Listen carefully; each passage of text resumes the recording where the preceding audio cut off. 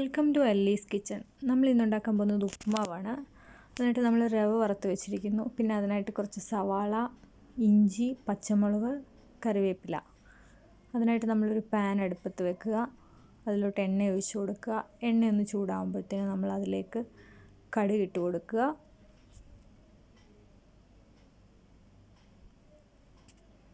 കടുകെല്ലാം ഇങ്ങനെ നന്നായിട്ട് പൊട്ടി വരുമ്പോഴത്തേനും നമ്മൾ അതിനകത്തിലോട്ട്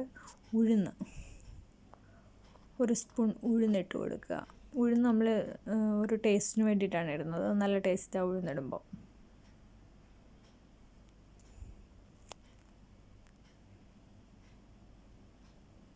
ഇനി നമുക്കതിലേക്ക് നമ്മൾ അരിഞ്ഞു വെച്ചിരിക്കുന്ന സവാള, ഇഞ്ചി, പച്ചമുളക്, കറി ലീവ്സ് എല്ലാം കൂടെ ചേർത്ത് കൊടുക്കുക.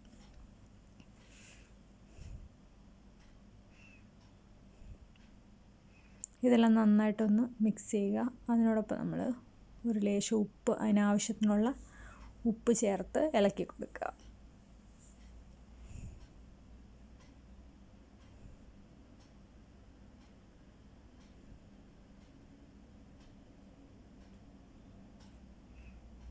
ഇതെല്ലാം നന്നായിട്ടൊന്ന് വാടി വരുമ്പോഴത്തേക്കും നമുക്ക് അതിലോട്ട് ശകലം തേങ്ങ ഇട്ട് കൊടുക്കാം.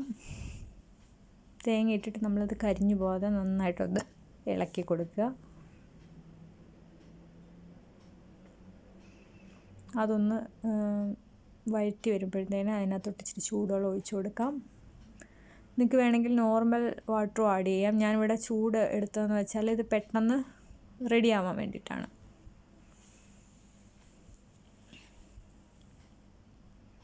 ഇനി നമ്മളതൊന്ന് നന്നായിട്ട് ഇളക്കി മിക്സ് ചെയ്ത് ആവശ്യത്തിനുള്ള ഉപ്പും ചേർത്ത് വയ്ക്കുക.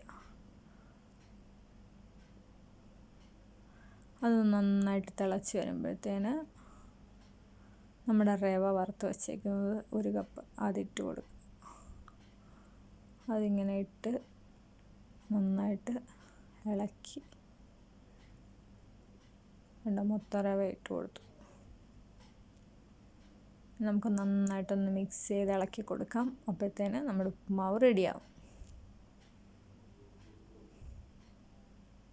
കണ്ടോ, ഇതെല്ലാം നന്നായിട്ട് ഇളക്കി നല്ല ഡ്രൈ ആയിട്ട് വന്നിട്ടുണ്ട്. കണ്ടോ,